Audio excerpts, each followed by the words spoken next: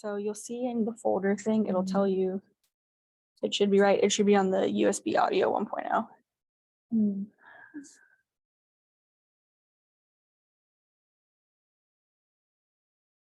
Test 1, 2.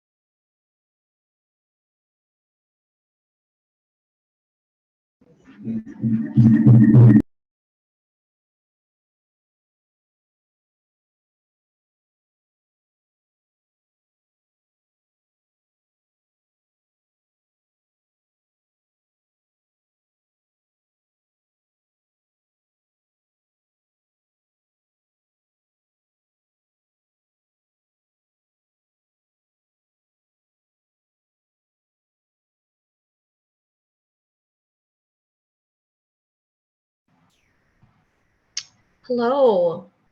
I'm not sure who can hear me. I'm wondering if there's a facilitator that's starting us off or if we should just jump in.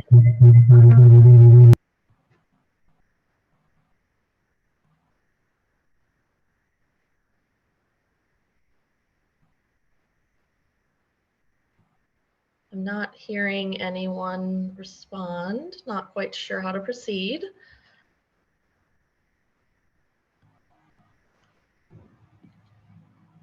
Molly, can you hear me?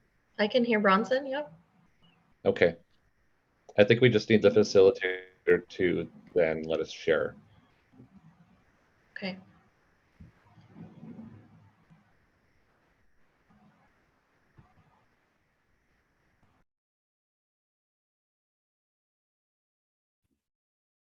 Hey, Molly, I have access to share screen. Would you like me to share? Sure, go ahead. Okay.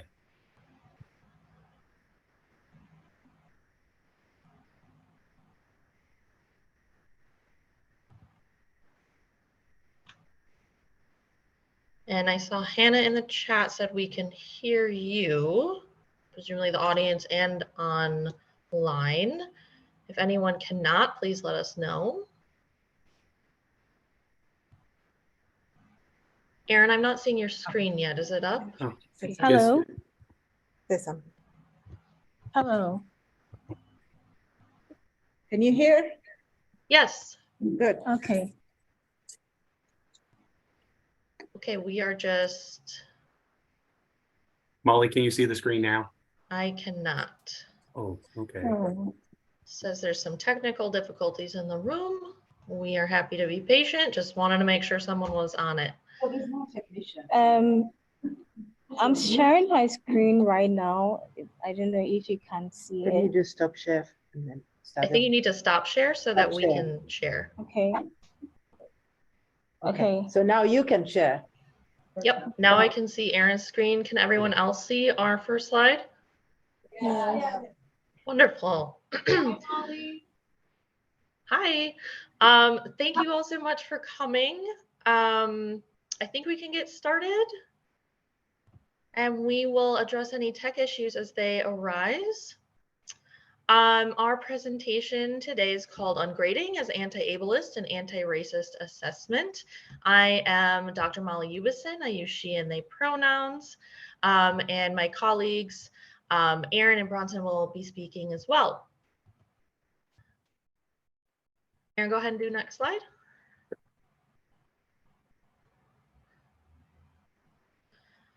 Thanks again for coming. It looks like there's a lot of folks in the room, as well as if we subtract ourselves, 6 participants online. Thank you so much. Appreciate the opportunity to join you remotely. You can access our slides at z.umn.edu/IWAC 2023. I'll read that one more time, or actually I can put that in the chat also. Let me do that.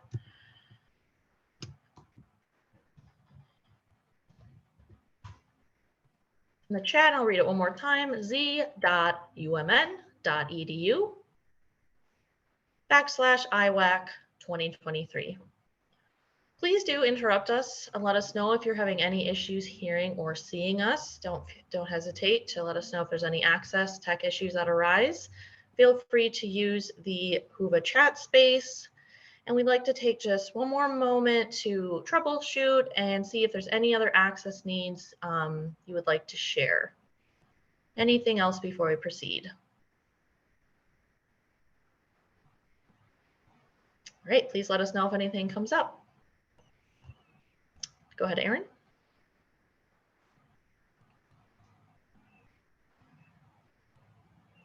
So we'd like to start off with some acknowledgements today, particularly as our academic writing team from University of Minnesota Rochester only includes white faculty, so me, Aaron, and Bronson, who will be speaking, that we have various relationships to disability. So we are grateful to the BIPOC and disabled students, teachers, and scholars who have influenced our thinking, pedagogy, and research. We certainly have not come up with all of this on our own. We are committed to learning from and lifting up marginalized voices to create more equity. And you can see more resources at the end of this presentation related to equity. Go ahead, Aaron. So presentation overview today for the time we have in this session, we will first be speaking a bit about our ungrading context at University of Minnesota Rochester. We will provide an introduction to ungrading if that is new to you. And then the bulk of our presentation will be us explaining our slightly different ungrading approaches and the assignments and how we assess them, as well as student reflections and responses to how they're feeling about our ungrading approaches. We'll then have a little reflective writing for you and or a break time, and then time to come back together in large group to share what you're thinking and a question and answer. Our overall goal is to inspire you to try ungrading in your own context, or perhaps if you're already experimenting, to keep experimenting, to share knowledge. We're happy to hear from what you're doing as well. Next slide. Thank you. So as mentioned, we are at the University of Minnesota Rochester, or UMR, we'll call it. It's a relatively new and small branch of the University of Minnesota system. We're located in Rochester, southeast Minnesota, where Mayo Clinic is. And so accordingly, we are an exclusively health sciences school. So our students are required to take humanities and social science courses along with STEM courses. So for example, we all teach our newly revised 4-credit first-year writing course, writing and research. And they have general requirements along with their STEM requirements. Next slide. It's up. Thank you, Aaron. Faculty comprise one large interdisciplinary department. So writing is in with all the STEM and other social sciences, has some unique pros and cons, but it's very collaborative, interdisciplinary. And so our writing team is working on writing across the curriculum initiatives. Some things have been tried before. We're trying to push some things forward. We have a lot of interest. But it's, again, since it's such a new school, we're actually celebrating just our, I believe, 10th class anniversary. There's a lot to be done here, which is exciting. And at UMR, we are encouraged to apply and conduct research in teaching and learning, or SOTL, especially evidence-based innovative pedagogies. And so ungrading is one of our endeavors for that. And just a little bit about our student population is pretty diverse, approximately 60% BIPOC, first-gen, and or low-income students. We also have majority female students and some genderqueer students as well. In addition, many students have official accommodations and many more have undocumented access needs. This past spring, I would say the majority of my students had, actually, I think maybe had accommodations, and then many others shared other access needs with me. One of the things I love about UMR, since we are small, we are able to have relatively small class sizes, approximately 15 to 24. Our writing courses cap at around 15. So that is something we wanted to make clear before we talk about the labor of some of our practices. And next slide. So brief overview of ungrading if you're unfamiliar. A simple definition that we like to use is that it is a way to promote meaningful learning and de-emphasize grades. And I think about 2 years ago, Aaron Bronson and I read the book that's on the page here and also linked, called Ungrading, Why Rating Students Undermines Learning and What to Do Instead, edited by Susan D. Bloom. This book is overall fantastic. It has a great overview of ungrading, the history of grading, why traditional grading is problematic, and then a variety of chapters in different teaching contexts, anywhere from K-12 to higher ed, and different kinds of ungrading schemes. Definitely recommend checking out this book. Next slide. And so we have a couple quotes from here from Jesse Stommel, who is a leading scholar in this area of ungrading. And he asks, why do we grade? How does it feel to be graded? What do we want grading to do or not to do in our classes for students or teachers? What do letter grades mean? He also argues, we don't prepare students for a world of potential oppression by oppressing them. So one of our aims for ungrading is anti-racist, which I see I have confused racist with ableist here. So this is actually the title of the slide should say anti-ableist. My apologies. We are considering anti-ableist as working against the discrimination of people with disabilities, acknowledging that disabilities is sometimes generative, allows people to do and be different things. It's not always negative. It's not always traumatic. And creating more accessibility for everyone.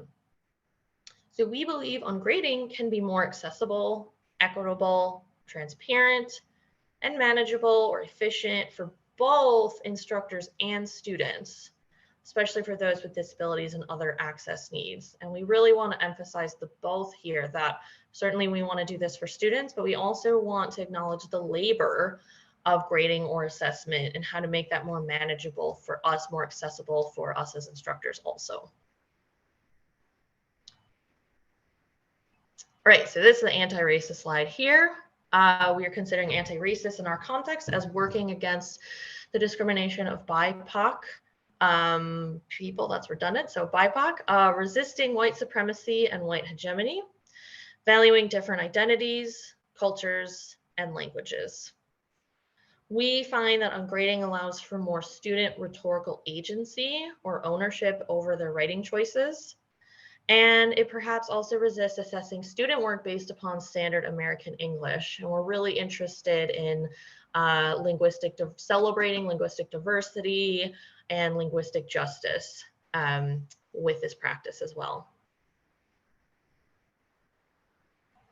And we just wanted to pause there. We'll pause a couple times throughout the presentation. This is also a good place to do any kind of access or tech checks. Basically wanted to say, are there any questions about UMR or ungrading so far before we jump into our specific ungrading schemes? Please feel free to put anything in the chat, or it looks like the conference room is currently muted, but we welcome any questions. We'll take a moment to take any before we go ahead.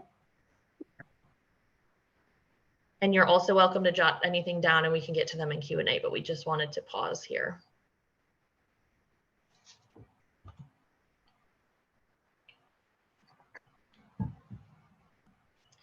I think we can proceed. So in this next chunk, I will explain my ungrading approaches and student responses to it, and then Aaron and Bronson will share theirs as well. So my ungrading approach is what I call credit-based assessment. To be clear, all students at UMR do need to receive letter grades at the end of the course. So this isn't, I'm not talking about credit, no credit, but rather students are earning credit for the work and the engagement they have in class.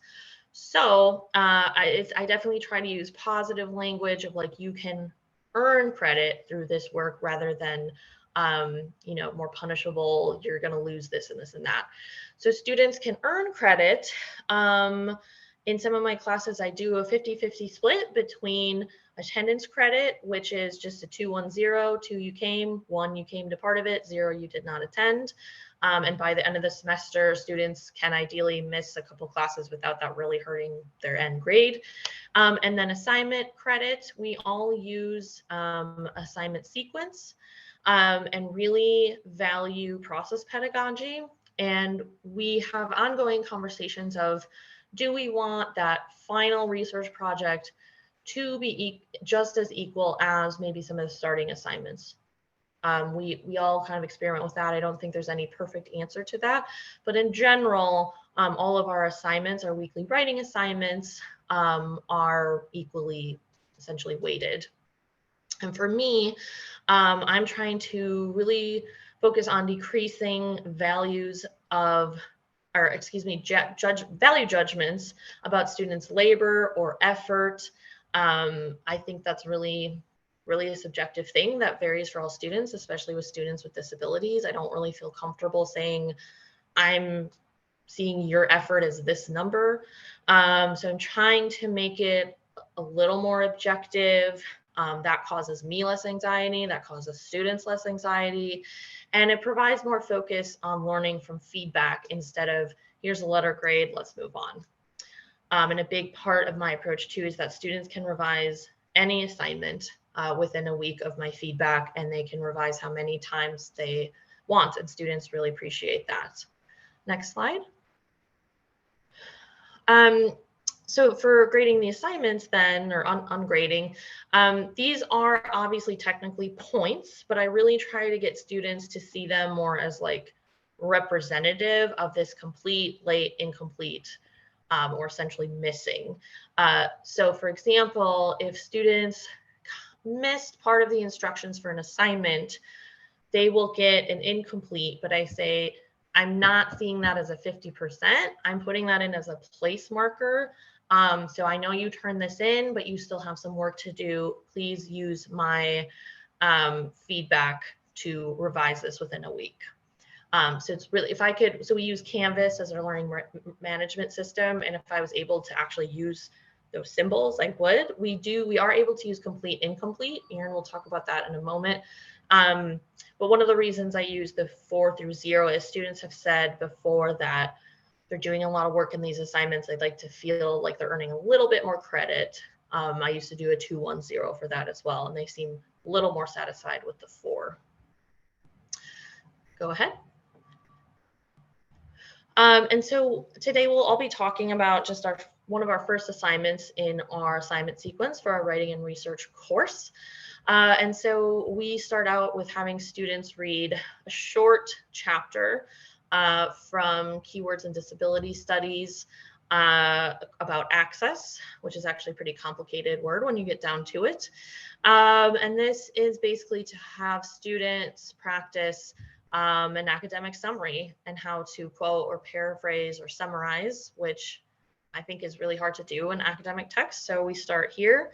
And we also provide them essentially a checklist and examples for how they can do this and what goes into a satisfactory academic summary. Go ahead, Erin. And so we want to provide to you some examples of what our ungrading feedback looks like.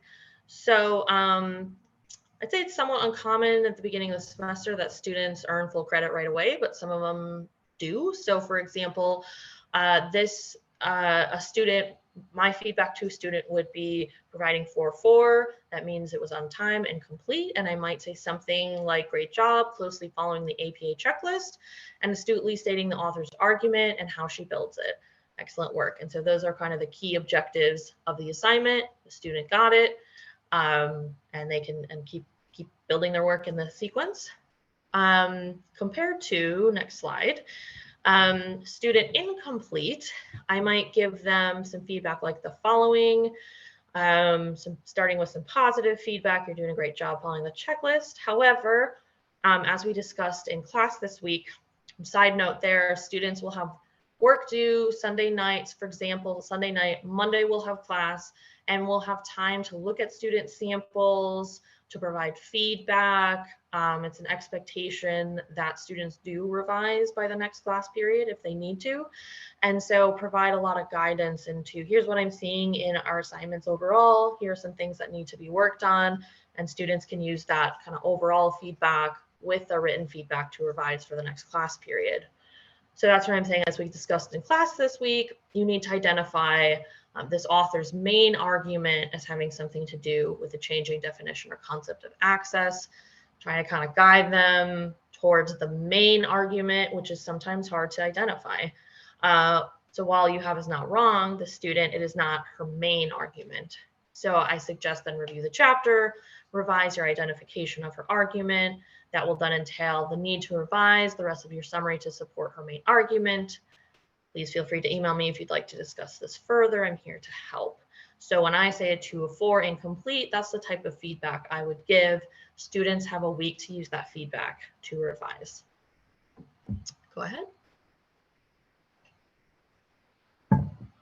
And so since Aaron Bronson and I have started these ungrading schemes, we've also added to the student reflections that we assigned at mid-semester and end of semester, among many other questions of like, for students, what have you learned? What do you want to learn more about? How are you navigating challenges? How can I most help you? Anything else they want to share.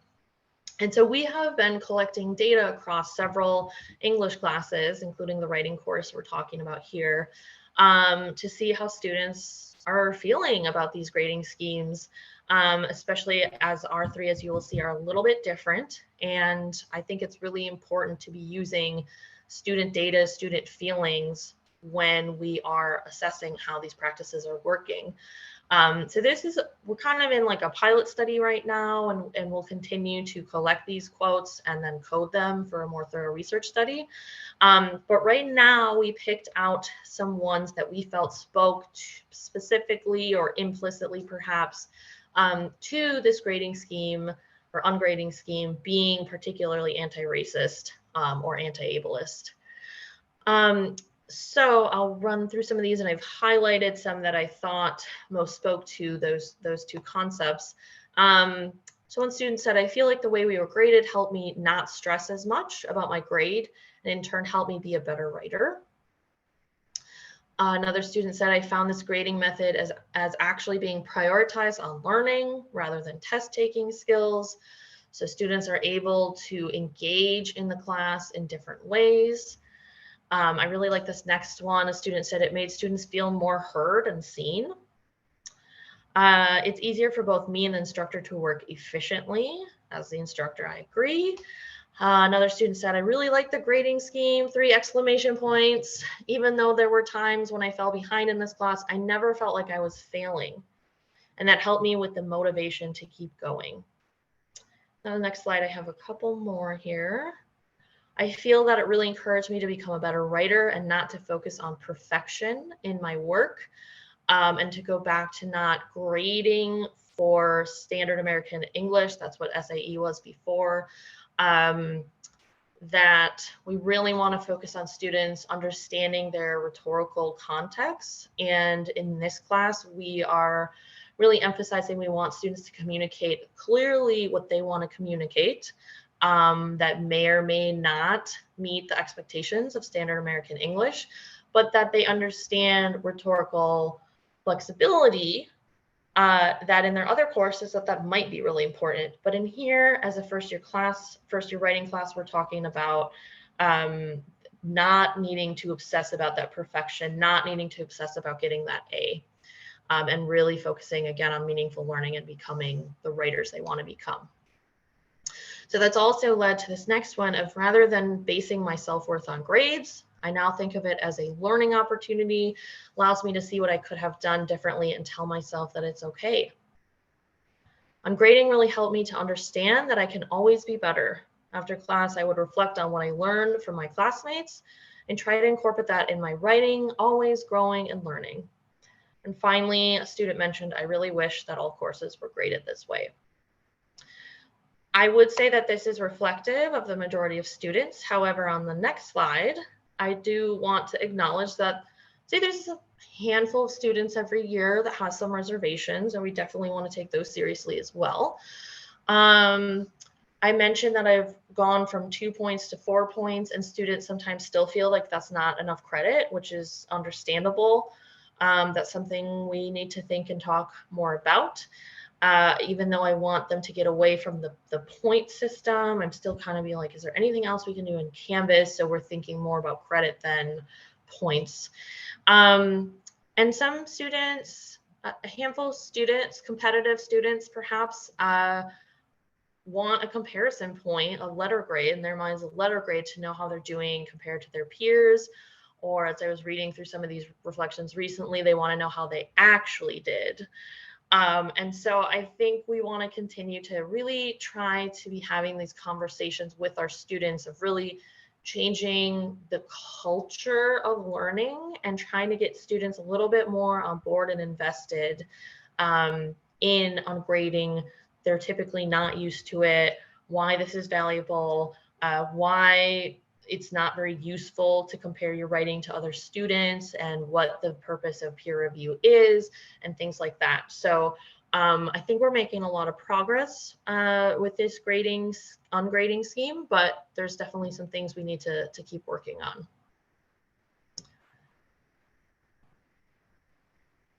And I will turn it over to Aaron Bringer. Thank you, Molly.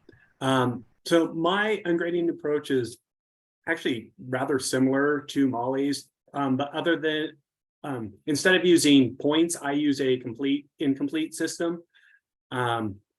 So I give the students assignments and I tell them what I will be assessing the assignment upon. And if they meet the criteria for what I'm assessing things on, they get a complete on the assignment. And if they don't, they get an incomplete. But like with what Molly said, they also get the opportunity to revise incompletes for credit still. I also try to give students as much credit for as much of the writing process as reasonable in the class. And so I tend to give them credit for brainstorming work that they're doing in class. I give them credit for drafting, turning in drafts, doing revision work, even reflecting on their writing process.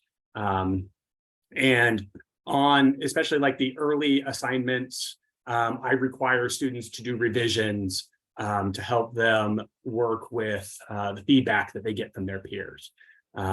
Very important part of mine is there is feedback on most assignments from either peers and or me. A lot of times it's from both.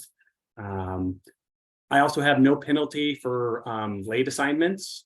And then I do a weighted grade book. So technically all complete assignments get 1 point in the grade book, but I created assignment categories so that assignments that have more labor, require more labor, are in categories that make up a larger percent of their final grade.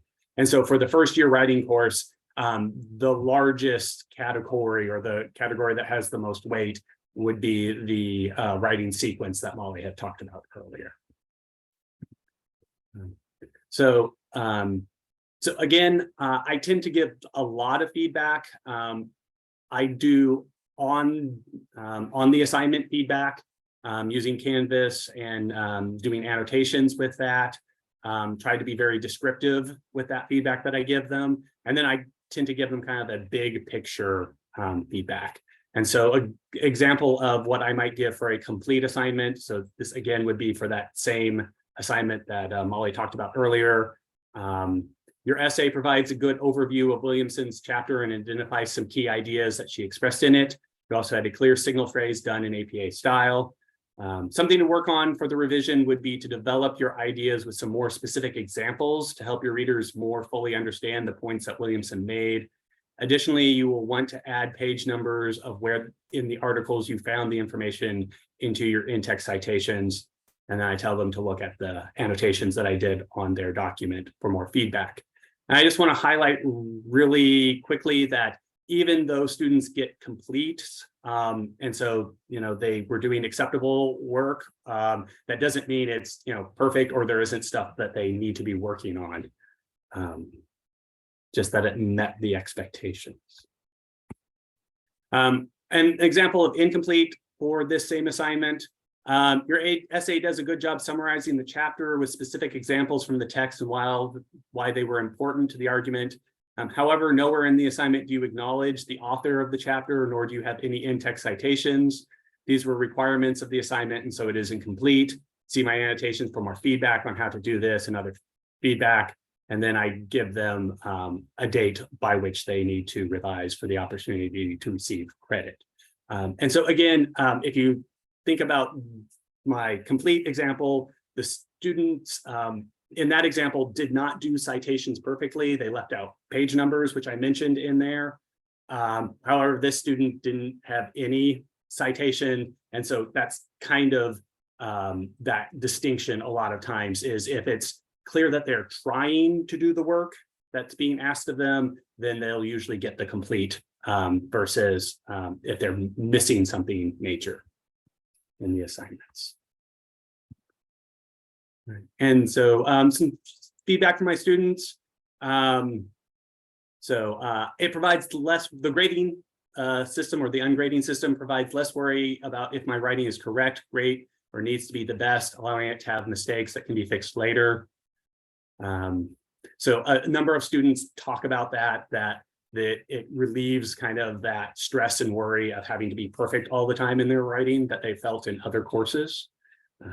I have major text anxiety, and I feel like I can show what I learned better using this kind of system. I feel like I'm learning and can be creative with what I want to add to my paper. And I really like that one because I really try to encourage students to take agency over their writing and not feel like it has to be formulaic or there's only one way to do academic writing. So I'm glad that students are seeing that. Ungrading has encouraged me to holistically judge my papers rather than just seeing what is good versus what was bad in them. And then the last one, I would say that it's fair and just. You told us the expectations for each assignment and you graded us the way that you said you would. And again, this is a theme that's in a lot of them that students feel like it's very transparent. They don't have to guess what is expected of them to get the credit in the course. But like Molly said, there are some students who aren't 100% on board. So my first quote here, I like it, the ungrading system, but I don't think it really contributes to improving the student's work. I think as a student, it makes it seem like a checklist assignment, and that if we hit all the criteria, we will pass instead of deeply writing the assignment in hopes of getting a good grade. Because I think that even if my paper was a D grade paper, but I hit all the criteria, I would still get credit and move forward. And this seems to be a critique. And again, a lot of times it's students who are not doing D-level work, but there's that kind of concern that someone who's just getting by on meeting the expectations versus someone who exceeds the expectations. And that's a similar idea that's in the next one. I'm uncertain if I've simply met the requirements or possibly exceeded them. I occasionally have the sense that Spock is grading my assignments. And I really actually like that one. I do not mind being compared to Spock. But again, a lot of this is I try to be very more descriptive and less prescriptive or judge, put my own judgments on my feedback to students. And so I think a number of students feel like they either want a grade to say, yes, you're exceeding, or being told you're doing a great job on this or something like that. So, I'll hand it over to Bronson. Hi, everyone. My name is Bronson Lemaire. Thank you so much for being here. So my approach is the most radical of the three of our approaches. My approach, what I want to do with it was to remove a lot of tools associated with traditional grading. I did not want to have any points. I did not want to have any grades. I did not want to have complete and incomplete. I also didn't want to have any grades, weights, and I did not want to have any grade book attached to the class as well.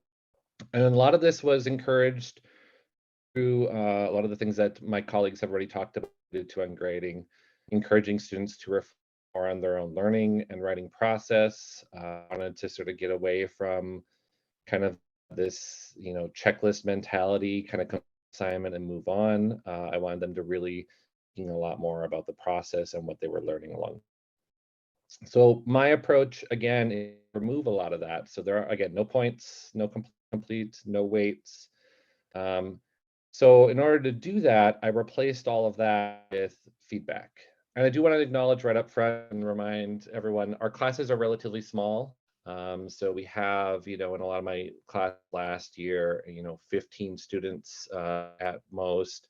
And so I was able to do this. It might seem a little labor intensive because I'm providing a lot of feedback and comments on all of the assignments my students are doing. Each week they're completing some assignment, revising it, and then reading it again. And so my approach was to just provide a lot of feedback to help them think a little about their revision, their writing process, and some questions and things that they're thinking about with each of these assignments. But again, I was able to do that because the class was small. And I can talk about some ideas I have for others who may be considering this for larger classes as well. My final grades then based a lot on engagement in the course. So I was completing the same assignments that and Aaron were assigning. So I in the same thing.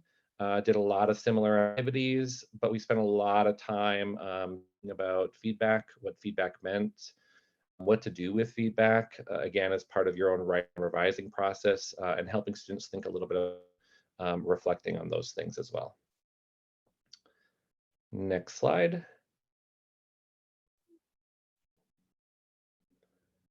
And so a lot of what I did is, again, these are just some examples of different comments that I provided, feedback to students. So a lot of this was, we used Google throughout the semester.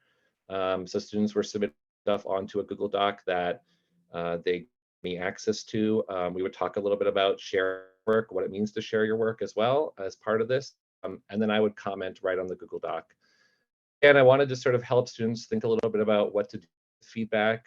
So we spent a lot of time in class talking about what to do with this kind of feedback. But since I wasn't giving them a grade, I wasn't giving them points, they had no real indicator of whether or not they were sort of hitting some of these things that we were working on. I wanted to make sure that my feedback then provided some of that. So we talked specifically about a skill or a specific thing that we were working on for an assignment in a lot of my feedback as well. And I asked students to review this feedback. So, we spent time in class doing that. Then I asked them to either dismiss the feedback or to use the feedback to help them revise their assignments. So it's a good way for me to talk a little bit about the process of drafting and revising writing in the class as well. Next slide. And so my students, again, responded a lot of similar things to the student responses from Molly and Aaron. I liked, they talked a little bit about how they could see that, there's just one sort of aspect of learn. And so ultimately they were thinking a little bit about how the grade scheme itself encouraged them to take risks and sort of learn from their mistakes, which many of the students commented on. Similar to Aaron's students who responded in this way, I want to encourage students to take risks with their assignments. I want them to be creative. And so this was part of the ungrading process where I was allowed to do that a little bit more and encourage my students to do that some more.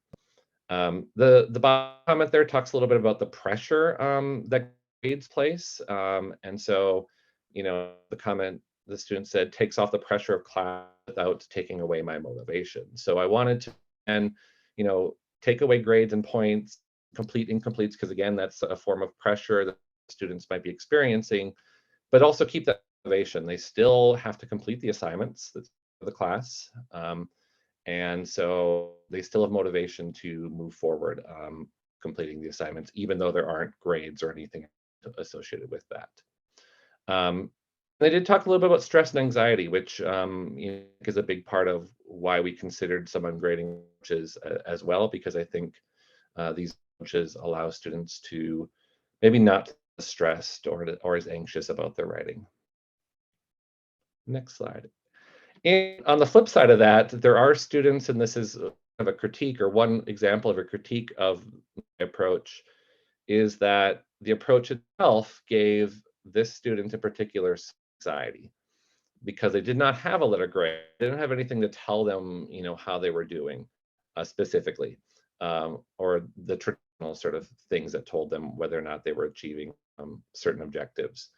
So some students did comment on that, and we did have students who always made it clear that even though I'm not giving you a grade or points or any complete incomplete. If you're ever concerned about any of this, please do talk to me or send me an email, and we can sort of talk about these things as well. That was a big part of my class, setting up the communication, setting up the community of writers that are in the room, and being able to sort of communicate and talk with each other and learn from each other, which was a huge part of my class.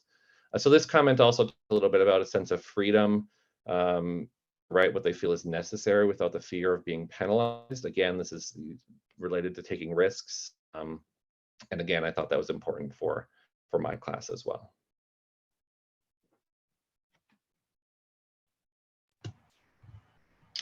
Thanks, Bronson. So I'll jump back in here. And before moving on to this slide, I wanted to mention too that we've had some really fantastic discussions about like instructor identity and positionality with these different ungrading schemes. If anyone can pull off Bronson's ungrading scheme, it's Bronson. He's an amazing teacher. Could I, as a younger female professor, pull that off in the same way? I'm not really sure. So we have discussions about things like that. I just wanted to say also, I think this is such a great writing team. We all really respect what we're trying to do. And while we all might not want to do the same thing or feel comfortable or have some concerns, it's just really great to see all of us kind of teaching to our strengths and seeing how that turns out. So I did just kind of want to kind of give a quick summary of what we've been talking about then, and looking across our student reflections as a whole from the last couple of years. I would say the majority definitely have responded favorably. In their reflections, we see a lot about it being fair, sometimes efficient, understandable or clear or simple, that it provides positive reinforcement and motivation, and that for most students, it decreases stress and anxiety. It provides opportunities to write freely and to revise. Students really appreciate that opportunity to revise, and encourages reflection on the learning and writing process. And I think the next slide is questions, right? Oh, let me say one more thing, but that last point was really relevant to a question in the chat, so I want to make sure we get to that. But I also just wanted to mention that, kind of implied this before, but we want to go further with this study and do some deeper data collection and some more thorough analysis. We plan on coding to see how many times something like the word fair comes up, or how many times less anxiety versus more anxiety comes up, and things like that. So we're excited to see how this all unfolds. I think the next question is maybe our slide is yep, pause for questions. So and then we will, so this is sort of just like if you have specific questions about our ungrading schemes, and then we will ask you to do a little more reflective writing, and then we'll have like a larger question and answer discussion about ungrading. But I just wanted to take a little time to pause if you have specific questions about any of our ungrading schemes. And the question in the Q&A here is a little bit larger, but I'm happy to see what we come up with for now. It's a great question. Could you talk a little more about the role that written reflection has on students' perceptions of their growth in writing? And that's such a great question, and I'll give kind of an obvious answer, and hopefully my two co-presenters can pipe in. I think that the reflections on writing is just an important move in itself for students to pause and say, oh, I am growing, right? Like if we're constantly producing this work because they're supposed to be doing these assignments, a lot of times they don't have that time and space to say, oh, well, now that I think of it, like I'm not just doing this for a grade, I'm actually growing in my writing. Part of my big teaching philosophy is that we learn to write by writing a lot, to revise, to receive feedback, to go back, right?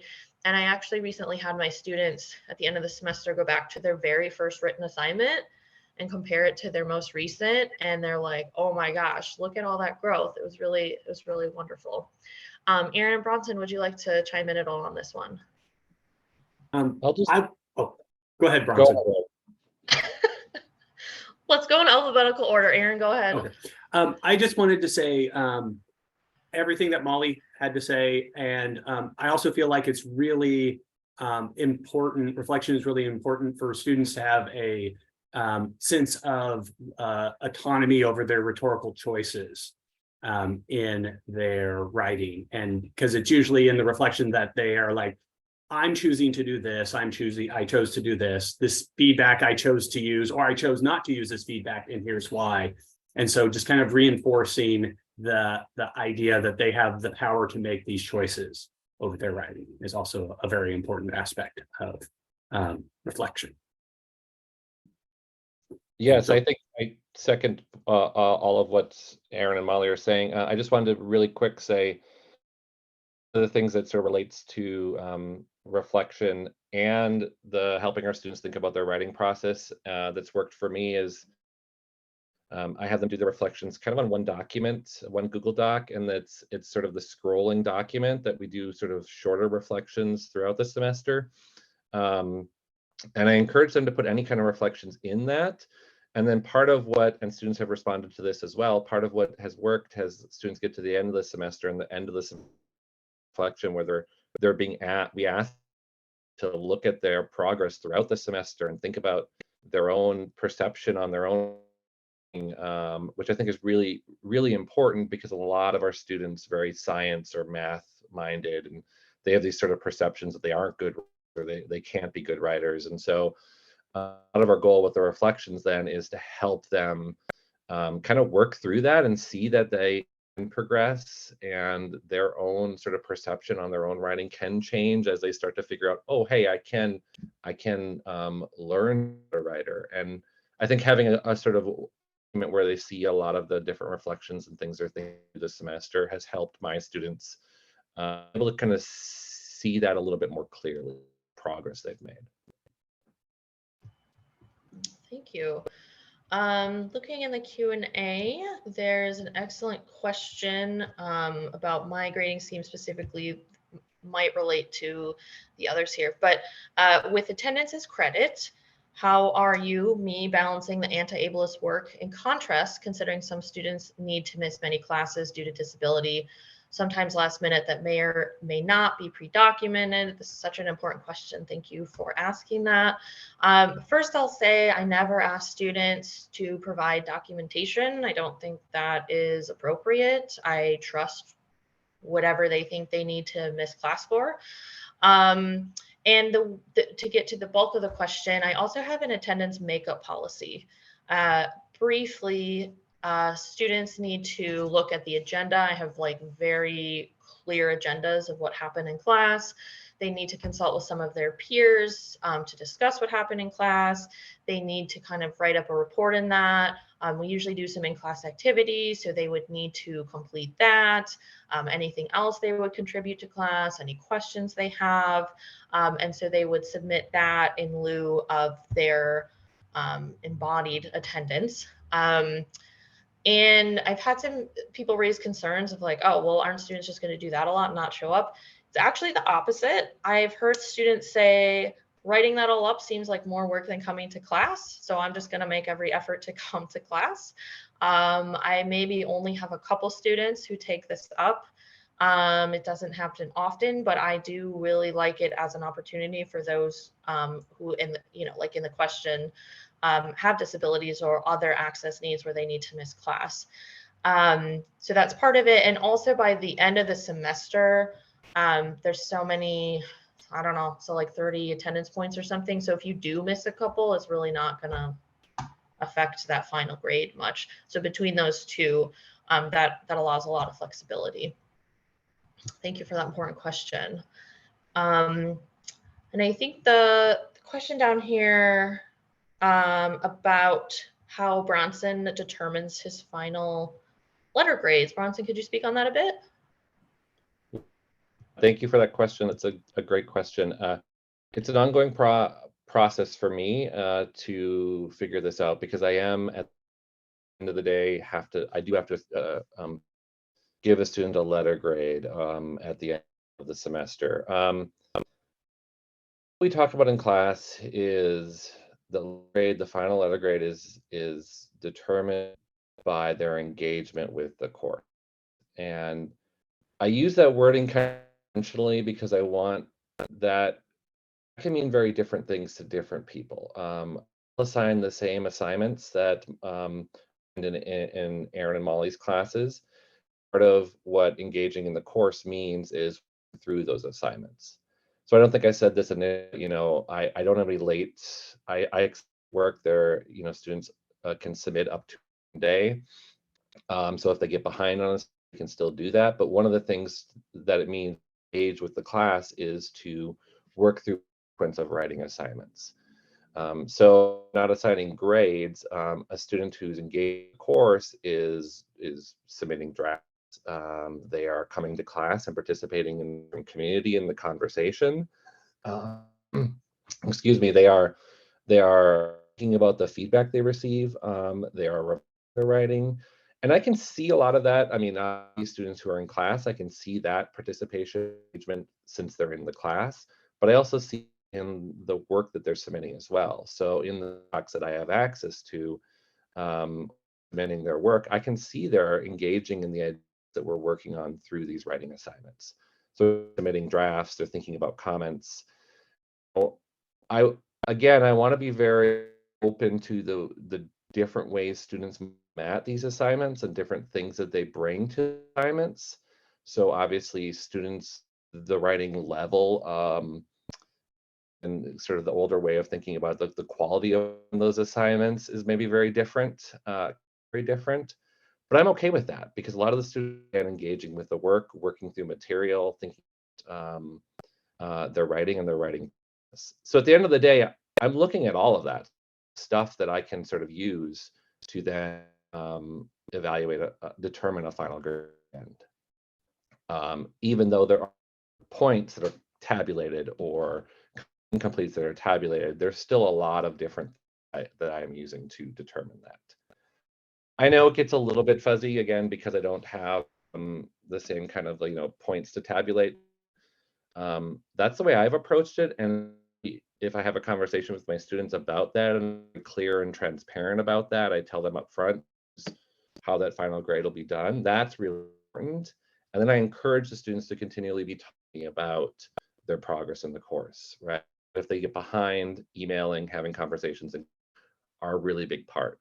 I do a couple different individual conferences throughout the semester, and that's a way to say, noticed you have not engaged in the material because you have not done this or this, right? And we talk a little bit about the kind of how that's going to impact them and kind of the progress they want to work on semester. So yeah, different, but I think I do at the end of the day have to kind of work with in order to determine grades at the end. Thanks, Bronson. And from having conversations with you, would you say it seems to me that the majority of your students who earn A's are pretty consistently turning in assignments, revising assignments, coming to class, which I see the majority of your students receiving, right? And the ones that are receiving significantly lower than that are just really not showing up. And so thinking of engagement in those terms, does that seem accurate? Yes, that's Yeah. accurate. That's accurate. Yep. Yeah. And I also wanted to mention too that the three of us, Bronson alluded to this, of like we see participation and engagement in really a variety of ways. We don't count like how many times you spoke in class or something. I have taught online, so synchronous online, and I've had a student, like this really brilliant student, who the whole semester never spoke up audibly, but they use the chat all the time. They use the Google Docs, they use the Google, what's called the Google board with the sticky notes. And that's totally fine. That's how they chose to engage. They participated a lot in the class, right? So we're really trying to also in these ungrading schemes, encourage different ways of participation.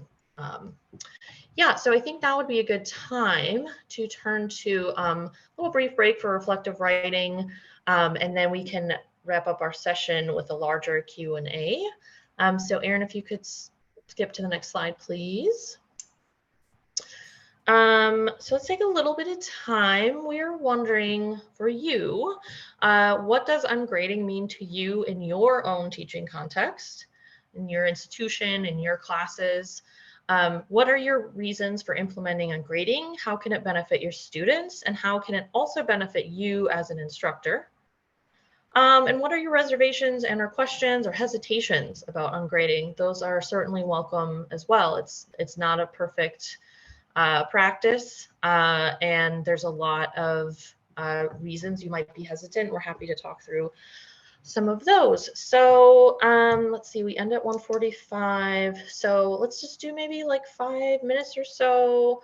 Call you back at the time zone. So in our time zone, it would be 1:33. In yours, I believe it's 2:33.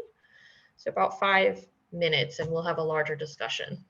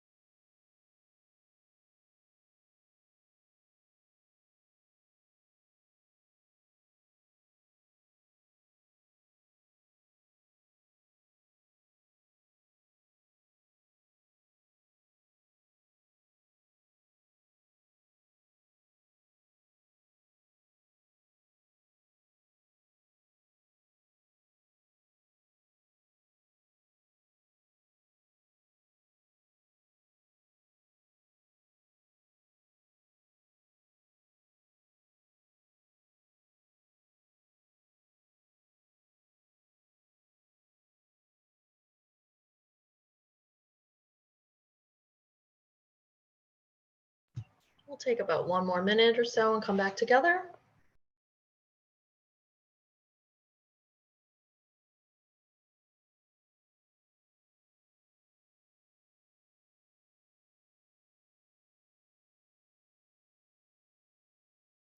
Please feel free to start putting any questions you might have in the chat or Q&A.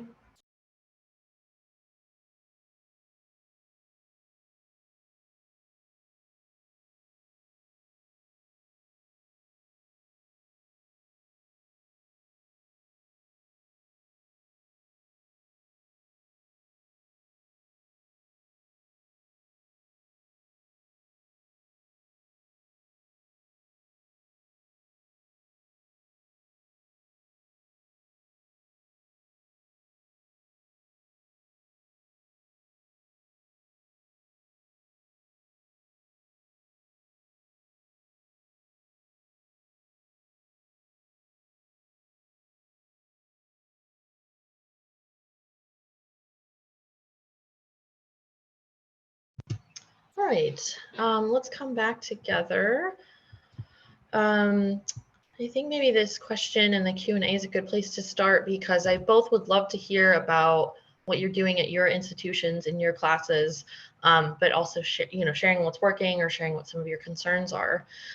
So this, where did it go? Okay. Keeps jumping around, sorry. Okay, so Courtney wrote, I teach in a first-year writing program that requires the final portfolio to be half the final grade.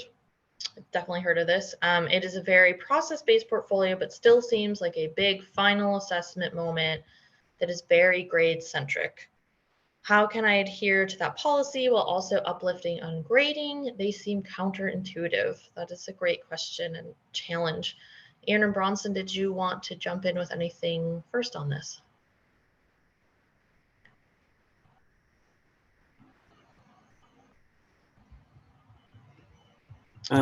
My first question would be how much flexibility do you have on how you apply the grade that you have to give to that portfolio? Because that would be a way to apply some concepts of ungrading to it, is if if it's more of like, here's work that they have done, rather than everything in this portfolio is A quality, right? That might be one way to balance both of those things. Bronson, did you want to add anything?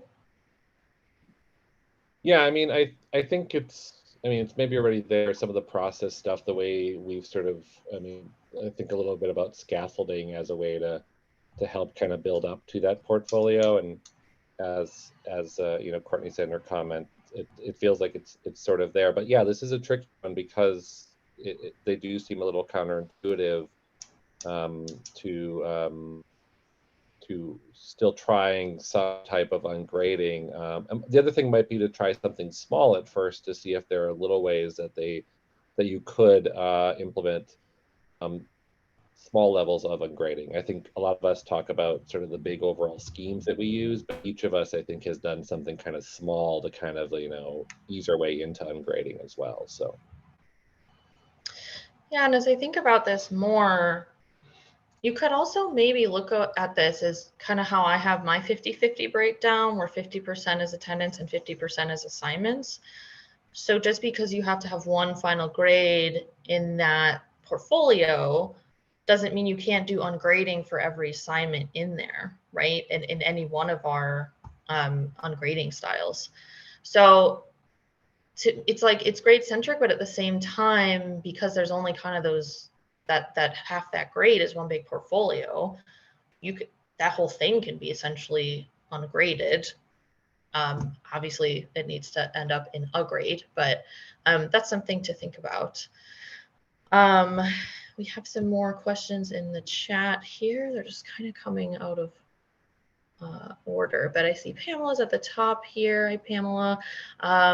She asks, is it possible that the practice of grading students on perceived engagement and weighting assignments on presumption of effort reinforces the hierarchy that it is trying to dismantle. A great question from Pamela. Let me wrap my head around that for a moment. Possible that the practice of grading students on perceived engagement and weighting assignments on presumption of effort. So I think that's maybe a little bit more of a question for you, Bronson. Do you want to try to tackle that?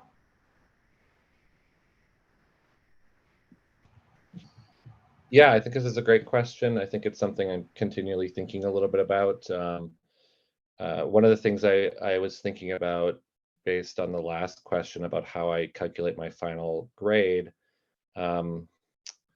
is one of the things we haven't talked much about is contract grading, which version of contract grading could fit under ungrading in some way, and is ultimately I've considered, you know, having better ways to define what this sort of, perceived engagement is, right? So thinking a little bit more about how ideas from contract grading might help students have a better idea of what it means to engage in a class. But I do really I'm continually thinking about this this idea that, engagement means so many different things, and if we're for people to engage with the class in some way, of reiterating things that maybe we're trying to work against, and so yeah, it's a great thing to think about and think about how to still encourage students to participate and be active in class, or not require courage, and sort of the way I've really be thinking about it is through this idea of celebrating the classroom as a right community, and how we can kind of learn from each other, and sort of reinforcing some of those ideas that I keep coming back to with my class. Those are some initial. I think it's a great question, though.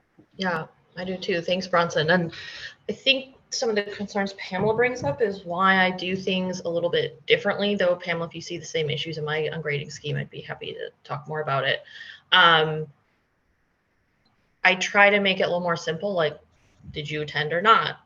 Did you attend to the assignment instructions or not, right? So it's kind of that in betweenness there where it's really feedback based. I'm really trying to get away from here's a letter grade, let's move on. But to eliminate some of that anxiety that students might be like, what is my grade if I'm not getting grades? Because of technically using points, students can see their grade at any point in the semester. And so that's what I feel a little more comfortable with.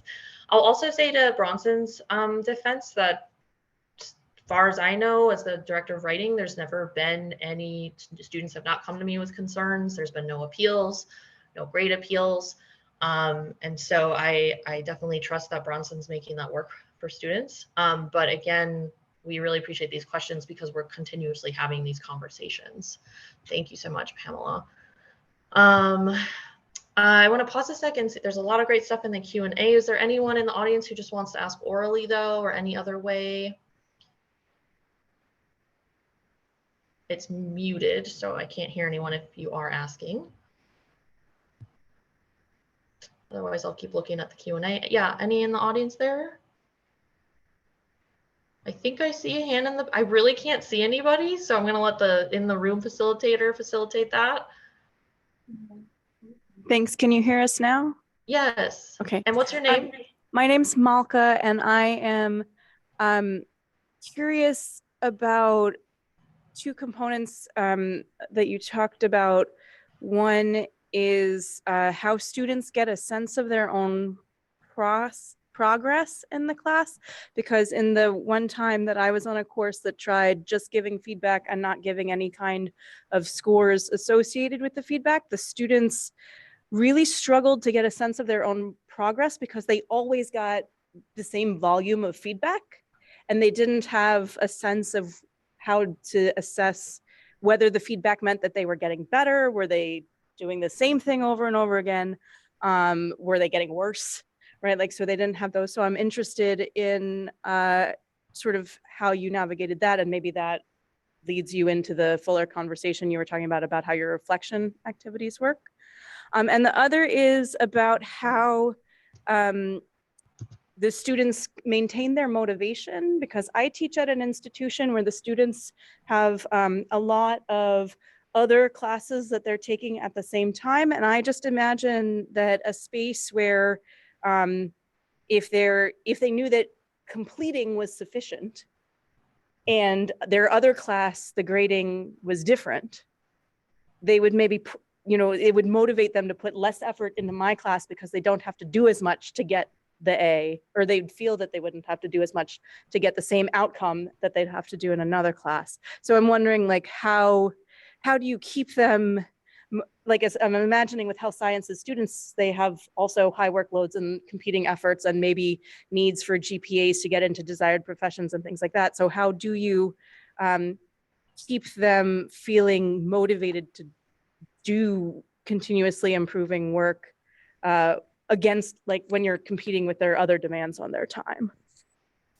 Thank you so much for those questions. The last concern you raised is definitely a concern for us, for exactly why you said. I think it's really just having those explicit conversations with students, and we definitely support them. And like, our students do so much, right? They're like, most of them are working. They might be working at Mayo. They might be doing overnight shifts. They might be doing doubles. They might have another job. A lot of our students do work for their family. Like, they are overwhelmed. And so we really try to kind of help them prioritize things. There's a lot of flexibility.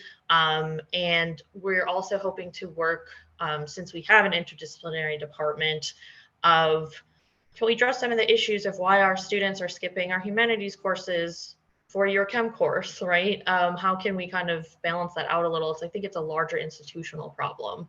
And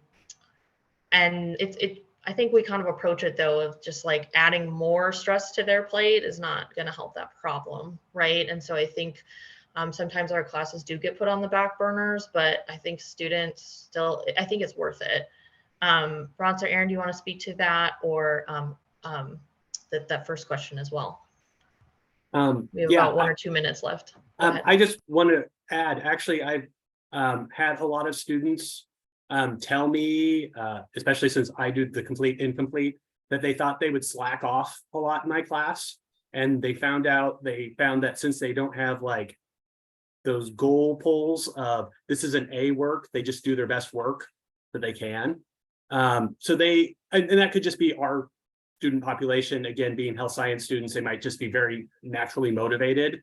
But even though they might want to slack off, they don't typically slack off, at least not any more than when I was doing more traditional grading with them.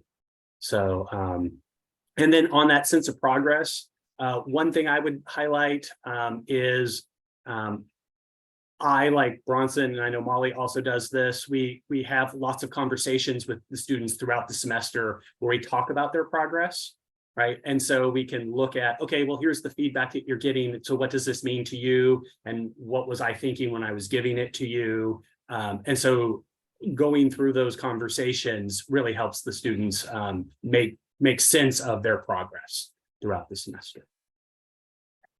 Thank you. Yeah, Bronson, did you want to add anything else as we wrap up, or? No, I think it kind of encapsulate a lot of what we've been talked about and had conversations on. Thank you. Yeah, and before we end, I just wanted, we don't have time to answer it, but I really appreciate the question and the Q&A about what evidence have we gathered that indicates your approach benefits certain groups of students. So we haven't gone through the data yet to sort of pair, who's saying what and from what demographic they are. That is something we're going to look into. So I really appreciate that question. And then as we wrap up, I am going to put my email in the chat. Aaron Bronson, you're welcome to as well. We would love to continue conversations about this and hear more about what you're doing. We super appreciate you attending, and hope you reach out and have a great rest of the conference. Thank you, everyone.